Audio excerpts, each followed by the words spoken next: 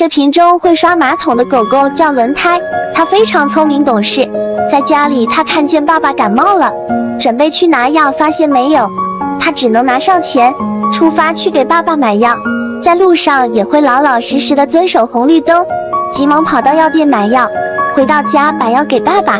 爸爸非常的欣慰，他非常的懂事。主人没时间带小主人，他会开着车带小主人出去玩。发现小主人看见别的小朋友在吃雪糕，他也想吃。轮胎会把车开到超市，用自己的零花钱给小主人买雪糕。这么会照顾主人的轮胎，你们不喜欢了吗？